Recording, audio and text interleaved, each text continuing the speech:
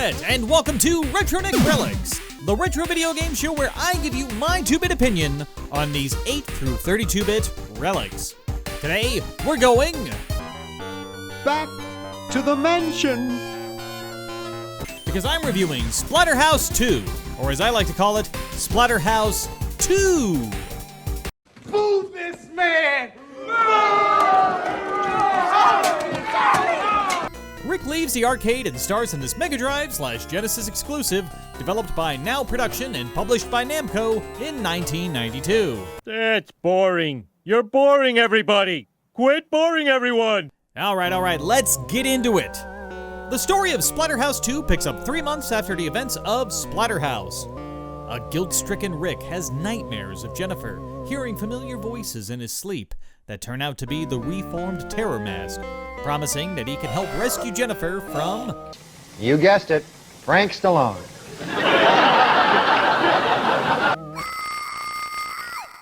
Speaking of the mask, there has always been an air of controversy surrounding the, similarities to a certain horror movie franchise. I see all your movies, man. And you know what I've really noticed? You're angry. The website, The West Mansion, actually got to the bottom of it when they interviewed the original Namco designer, Takashi Oda. Here comes a new challenger! My name is Takashi Oda, and this is how I talk. Ah! I was instructed to draw a brawny man in a hockey mask. Therefore, I thought it was a Voorhees game, so I drew it. One morning, I was told that it was not good to look too much like Voorhees. That's when I knew it wasn't licensed. Ah! When Namco brought the first Splatterhouse stateside, they made the mask red and added some flair to help eliminate any confusion and potential legal trouble. This time around, the mask has undergone a complete redesign to help avoid those issues. The original Japanese version had a real kabuki theater look to it. So we got this goofball skull mask for the American release. But, if you watched my last Splatterhouse review, you know how fans get when they see something they don't like. That's why ROMHacking.net user Fusaru released a classic mask hack in April of 2016, which gives Rick back his Jason Couture look. Presentation-wise, this is Splatterhouse. Corpses swing from nooses strung from long-dead trees. There are supernatural themes of unidentifiable puddles of, stuff throughout. And everything has a glossy, sticky, and otherwise unpleasant sheen, which is actually really impressive for a Genesis game. If the original Splatterhouse channeled H.P. Lovecraft's Reanimator, down to the name of the doctor being West, You'll never get credit for my discovery. Who's going to believe a talking head get a job in a sideshow? then Splatterhouse 2 draws its influence from his more cosmic works. Humans are such easy prey. Everything has a grounded yet otherworldly feel to it that really drives home the unknown horror angle. Or it would if everything wasn't so darn dark and oversaturated. Ah, boy, here we go. If you've seen my review for Osamatsu-kun, you know I have some strong feelings when it comes to color in Sega's Mega Drive. Now, look, this isn't me picking on hardware so much because I see games like Phantasy Star 4, Rise Star, and the Sonic the Hedgehog series, and I know they can get a lot out of this box. But then I see games like Mega Bomberman or Splatterhouse 2, and all I can think is, Good Lord, you're ugly. remember that patch that gives Rick his classic mask back? Well, it also gives the entire game a major color makeover, softening the palette and making it more consistent with the original Splatterhouse. Now, this is my preferred way to play, but for the purposes of this review, we'll be playing the original unaltered version. fine. In all honesty, it's still not a bad-looking game. It could just look better. And it still manages to pull off some really cool effects and large set pieces. Like its predecessor, the level design is a little bit plain, but the environments and set dressings are where it really shines. Swamplands, misty bridges, and cosmic horror dungeons expand on the original scope and offer more insight into the lore of the insane Dr. West, who also makes an appearance. though they call him Dr. Mueller in the US manual. What is happening? I'm very confused. At its core, Splatterhouse 2 does what Splatterhouse 1 did, by offering the minimal amount of interactivity to technically count as a video game. They wanted to focus on showing you horrific nightmare fuel. But enough about how great everything looks.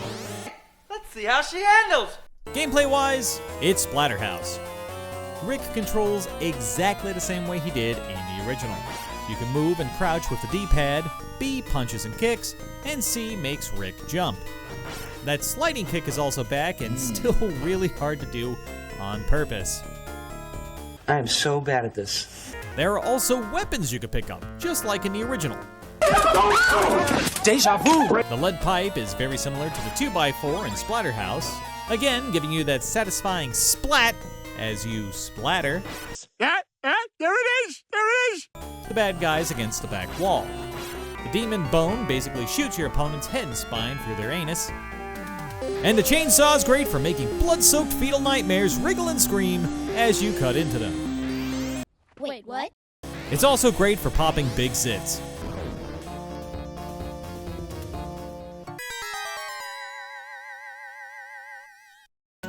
You've also got a few single-use weapons, such as the garden shears, chemical beakers, and even throwable zombie heads.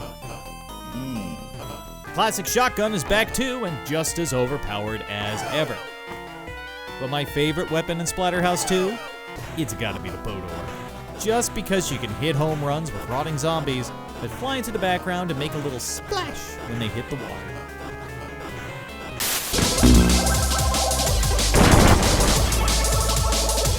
Again, there isn't much to write home about regarding the interactive aspects of Splatterhouse 2, but the sheer spectacle of these bosses has to be seen to be believed. Bellyache is a bloated creature who makes a grand entrance that is actually somewhat comical, especially when you put old-timey music behind it.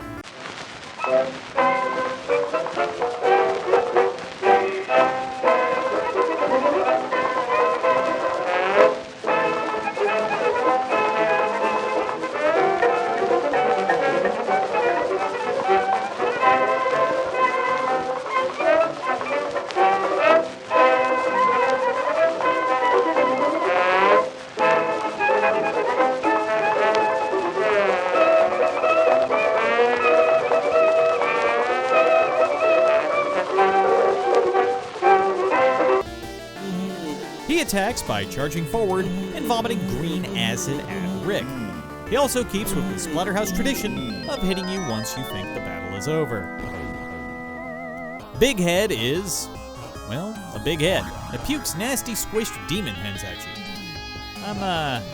I'm starting to see a theme here with these bosses. And the Black Crystal, which starts out as a faceted crystal before turning into a giant blue guy in a sea of terrifying flying faces that shoots ball lightning at you. Now, this is where Splatterhouse 2 really embraces the cosmic, though this guy does remind me of a cross between Dr. Manhattan and the Drags from Fantastic Planet, which, if you haven't seen it, I recommend it. So, what do I think? Splatterhouse 2 walks down the same worn, blood-soaked trail that the original blazed years earlier. Rick and the mask might look a little different, but they control exactly the same way they did in Splatterhouse, which makes Splatterhouse 2 feel more like additional content to Splatterhouse than a true sequel. Still, as much as Splatterhouse 2 hits the same beats from the original, it is just dripping with personality, among other things. There are so many enemy interactions and fun little touches that blend seamlessly with the cosmic horrors of the West Mansion. No, it's not a perfect game, but it's a perfect follow-up to Splatterhouse. That's why I give Splatterhouse 2 on the Sega Genesis 8 wrong-colored boreworms out of 10. This isn't over yet. Here comes a new challenger! Don't go anywhere because it's time for the R&R Mailbag, the part of the show where I listen to you for a change. Here's what you had to say about my review of Street Fighter the movie for the Sega Saturn. The Cyborg MC writes, "Leg and uppercut hurt my soul back in the 90s when I first saw it in the theater. Now seeing it again has brought all that trauma crashing back down on me. Oh, you mean this can uppercut? J Smith 3946 weighs in with I never hack YouTuber who instead of doing actual research just beats the same dead horse every other YouTuber has beaten. The worst Street Fighter game was the one based on the 90 animated movie. What you just said is one of the most insanely idiotic things I have ever heard. At no point in your rambling, incoherent response were you even close to anything that could be considered a rational thought. Everyone in this room is now dumber for having listened to it. I award you no points, and may God have mercy on your soul. Peanut Man's Emporium of Random 7472 opined, video was garbage because of the lame movie/show clips. I think he forgot to add, Worst episode ever. and Brad Allen 8909 wrote in to say, why couldn't you just do a normal review instead of putting in silly childish things from The Simpsons? Just be normal!